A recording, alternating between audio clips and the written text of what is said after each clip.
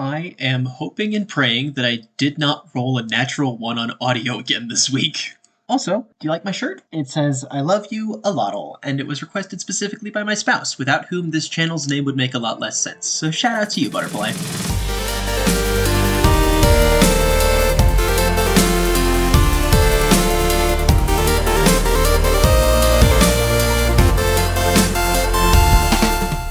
First things first, shout out to anybody who is coming here from my Dungeons & Dragons Tumblr blog. I'm very excited to have you, and for those of you who haven't seen that, if you are into Dungeons & Dragons 5th edition, I highly recommend you go check that out. I've got some cool things over there, although many of them are from like 4 years ago, so I can't vouch for the quality of everything. Alright, we've got to start with why I'm doing this in the first place. I want to be clear that this isn't me hating on Dungeons & Dragons. I think it's a good game. It's not perfect, but it does what it's setting out to do. However, I do think that it can be done a bit better in certain areas. I just want to see this game be the very best it can be. That point acknowledged, let's talk about some of the issues that I do take with Dungeons & Dragons 5th edition. Disclaimer in the interest of fairness, I have only ever played 5th edition. I tried to read the 3rd edition rulebooks once, and RIP my cerebral cortex for that decision, so this is all going to be 5th edition oriented. The overwhelming majority of what I think needs to be addressed with 5th edition is that game design needs to reflect the genre of what game you're trying to play. Dungeons & Dragons came into being at the height of the popularity of Pulp Fiction, and so as a game, it is really making an effort to emulate that genre. You can see these trope decisions in many of the rules that are still present in modern D&D. A really good example of this are resurrection rules. The rules for bringing a character back from the dead in 5th edition are super snappy and responsive and focused on keeping the action moving. Oh no, Johnny's dead! Pop a 3rd level spell slot and a diamond so we can get back to the action. The game is more focused on keeping things moving and making the action satisfying than it is on the emotional and narrative impact that's intrinsic to, oh, a person just died. Another really good example is experience points. A lot of people don't like them because it's math intensive and number crunchy and takes a lot of time to use, but in the original intent of the system, it functions almost as a currency in parallel to your gold that you use to level up your character the same way you use gold to level up your equipment. The idea that each monster that you kill takes you some percentage closer to your next level up and that every character is comprised of a series of feats is very pulpy. Yet another good example are the mechanics of dungeons and dungeon crawls instead of story arcs. Pulp Fiction is very episodic, and you can jump in at any point with little or no context and still kind of understand what's going on. And dungeon crawls function in much the same way. The game's intended, although not necessarily objectively correct, design really emphasizes characters who are made up of discrete chunks of their own personal history, where you don't necessarily need to know everything that's happened to a character to understand them exactly as they are right now. However, a lot of modern TTRPG culture has kind of migrated away from these pulpy tropes. Where tabletop gaming once focused heavily on XP grinding and statistical simulations, the common desire has shifted towards fulfilling emotional narratives and emotionally heavy character beats. This is really evident if you've watched any of the current tabletop role-playing game podcasts that are contributing to the resurgence of Dungeons & Dragons in popular culture. We can compare and contrast the 3 sets of rules that I brought up to demonstrate 5th edition's pulpiness with the way that those same tropes are handled in Critical Role to get a really good understanding of the difference between the two. Matt Mercer understands that both his players and his viewers want something that is more story-driven than just about epic combat, and has variant rules that he's published that kind of deal with that. In comparison to 5th edition's very, very snappy and immediate resurrection rules, Matt introduces a ritual that the entire party participates in when trying to convince a spirit to come back from the dead as part of casting a resurrection spell. The introduction of this ritual is a net nerf to healers and imposes a significantly slower pacing on the game, and potentially could remove a player from play for an extended period, say the first 30 to 45 minutes of a session. However, the benefits of this ritual are increased player engagement and emotional payoff. Even years later, I still remember the way that I felt watching the ritual to resurrect Percy in episode 69. Nice. Passed through fire. The natural 20 that Vex rolls to convince Percy to come back from the dead and to contribute to the ritual after confessing her love for him hits like a truck every single time. That also replaces experience points with milestone leveling, where achieving some major step forward in your character's narrative progression advances you towards your next level as compared to combat achievements, and substitutes the episodic dungeon crawl nature of the game for one where narrative arcs with overarching villains are more prevalent. All of which are less pulpy and more classical epic, but contribute to a game with tons of emotional payoff. The critical thing to understand about this, though, is that neither game is inherently bad. A pulpy game is really fun if what you want is to get together and beat up some monsters, where a narrative game is really fun if what you want is to tell a story. In fact, you could, conceivably, combine those two into a single game that's more down the middle. However, it's important to understand for purposes of why I'm embarking on this project in the first place, that 5th edition still adheres to very specifically pulpy design principles. 5th edition, particularly in the Dungeon Master's Guide, encourages you to play around with what sort of genre your game represents, including presenting several archetypal fantasy variants, and even some rules suggesting that you could play in modern or even science fiction settings. But as anyone who's attempted to really leverage the DMG knows, these are less rules and more suggestions that you should come up with something. A rich science fiction setting that pulls you in, unfortunately, isn't one where the only weapons that exist are laser pistols, laser rifles, and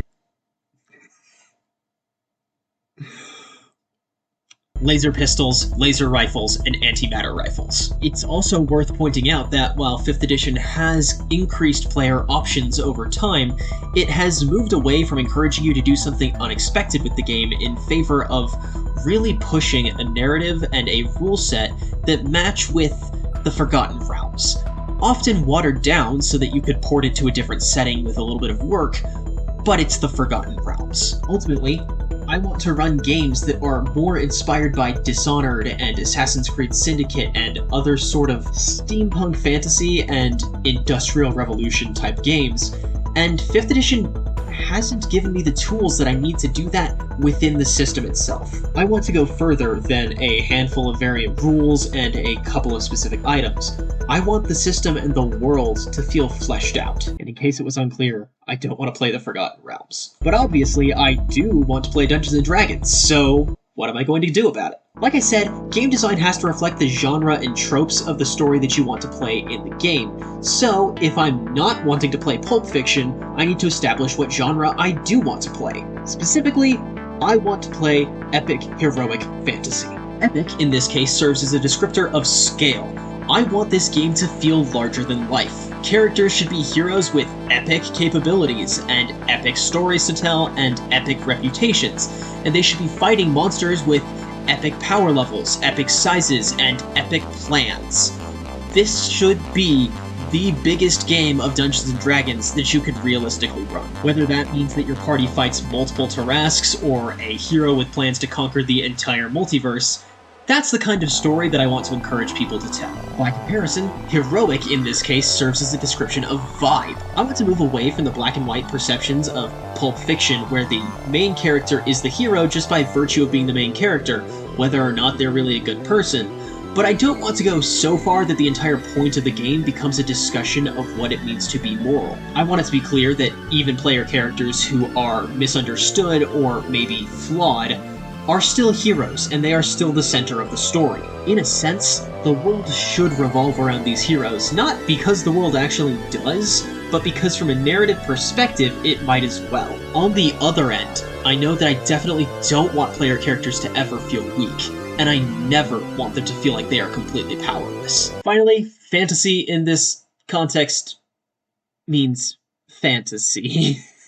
I feel like that one is self-explanatory. Something that I really appreciate about 5th edition is the way that setting books, whether official or third-party, really make an effort to convey what genre that setting is supposed to be and give you some tools to represent that. Setting and flavor are a great way to contextualize what rules mean, and I really appreciate the way that manuals like Eberron Rising from the Last War or Van Richten's Guide to Ravenloft take an entire chapter to establish what genre the stories they want to tell are, and then pepper throughout the book ways that you can tweak the rules to do that. Furthermore, the way that the world is presented to the characters will influence the way that they interact with it and what they think they're playing in. Eberron isn't just a noir fiction world because it says it is, but because it creates places and people that you can interact with that really drive the point home. Without Sharn, noir detective work wouldn't really make tons of sense, but with Sharn, it grabs you and pulls you in. Part of the reason that I don't feel like I've ever played in my ideal Dungeons & Dragons game is that there is no official Dungeons & Dragons setting that really encourages larger-than-life heroics. Most Dungeons & Dragons settings still focus on the idea of a narrative of somebody coming from 1st level through 20th level, and not on the idea that end-of-the-world scenarios can be compelling in their own right. Between those factors and my own personal investment, I want to create a setting as part of this project. I think it'll be a great way to really sell why and how I'm implementing changes to the base game's rules. As of this recording, I've worked out some basic fluff for how the planes work, as well as gods and epic-level monsters, and a handful of the civilizations that dot the world. But I'm going to wait to give any sort of details on that until I can do its own dedicated video. Of course, I also am going to have to include some rules that tweak the game to match my personal artistic vision. This is where things are getting a little bit ambitious. Obviously, the big one is game systems. 5e expresses 3 pillars: combat, social interaction, and exploration. However, most of the rules in 5th edition focus on the first one and leave social interaction and exploration up to Dungeon Master creativity and discretion. I want to create tools so that Dungeon Masters who want to build encounters specifically around social interaction or exploration are able to do so, and so that players are able to interact with those encounters in a meaningful way, specifically within the chosen genre of the setting. I'm still workshopping a number of ideas in this vein, however, I know for sure that the first steps that I'm taking towards this are the revision of skills and proficiencies, and the introduction of a reputation system that can track the sort of social impact that characters who can slay titans have. A big portion of my work on this project so far has gone into adjusting the way that character classes function. I really chafe under the way that the current 5th edition expectation is that a campaign is intended to run from 1st level through 20th level every single time, especially when you analyze the way that EXP works in the base game and tries to keep you between level 3 and level 13,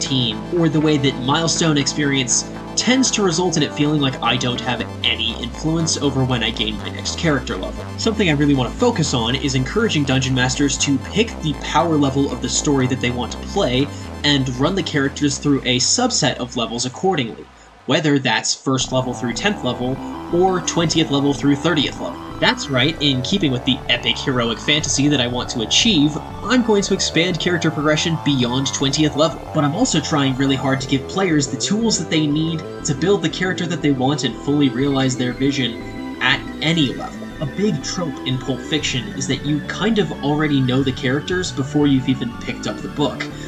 But I want to move away from this idea that 5th edition and Dungeons & Dragons in general has, that a character's class is a shorthand for who they are. Instead, I want levels in one or more classes to feel like building blocks that come together to build a unique character each and every time, rather than just picking a class and sticking with the tropes that are associated with it. I also want to assess some class features and classes that I think work against the changes that I'm trying to make to the way that the game is paced, and adjust them accordingly. A really big one here is the Warlock class that I will probably rewrite entirely. Don't worry if Warlock is your favorite class though, because I have some epic plans about how I'm going to do this, and I think ultimately you're going to like where we end up. In keeping with these more epic class designs, I want to refactor the way that level advancement is handled so that you feel like you can access every element of your character from level 1 through level 30. The way I see it, experience points and milestone leveling exist at different points on a similar spectrum, and I want to shoot for a system that ends up somewhere in the middle, where players are rewarded for both mechanical and narrative advancement, and have some semblance of control and awareness over their own level advancement process, rather than everything either being hidden behind the DM screen or prescribed by the manual. The simplest pitch for this rule is that I want to combine the progress bar elements of experience points with the way that milestone leveling reflects character progression over time in a way that rewards both narrative and mechanical success. I've also got to modify the way that monsters work, and this admittedly is the place that I have the least expertise, but I still have some plans. The biggest of which is to alter the systems and expectations that players and DMs have around the function of monsters. I want to entirely remove systems like challenge rating and encounter balance elements and replace them with a dramatic escape type of system. The idea being that what monsters are in a certain place should be determined by the nature of the world, rather than the game arc balance of some overseeing architect. Sometimes what this should mean is that the players encounter monsters that they can absolutely steamroll, feeling like they're the most powerful things on Earth. I'm gonna tell you a secret, it's not on Earth, it's Tyalis. The name of the setting is Tyalis. However, there should also be times when players encounter monsters that are challenging or even entirely too powerful for them to face. The hope here is that removing the assumption that players are intended to fight and beat anything that they encounter should reintroduce some dramatic tension to combat. Ideally, this should force players to consider more than one possible course of action each time they encounter something threatening. And whether they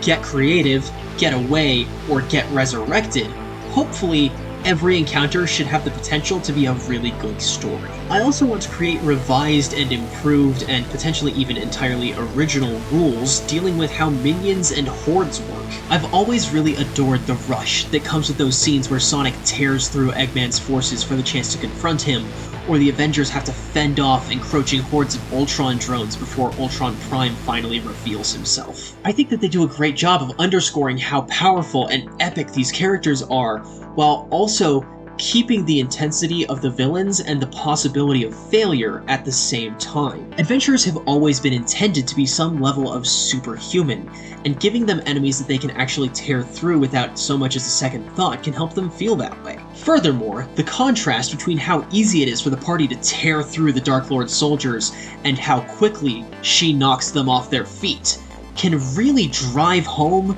the severity of the strength of the actual enemy at hand. Giving the players these weaker enemies to fight and honestly steamroll should serve as a really effective point of reference for how cool and powerful and utterly terrifying the new monsters that I want to create that should actually challenge level 30 characters will be. Another way that I want to underscore just how powerful player characters are is by giving them followers and minions and employees who can carry out menial tasks or even advanced ones that are still not significant enough to warrant the player's attention, kind of like the Avengers and S.H.I.E.L.D. I'm gonna be perfectly honest, I could create my own system for this given enough time and enough focus. However, I think that a perfectly good one already exists in Kingdoms and Warfare, created by Matt Colville over at MCDM.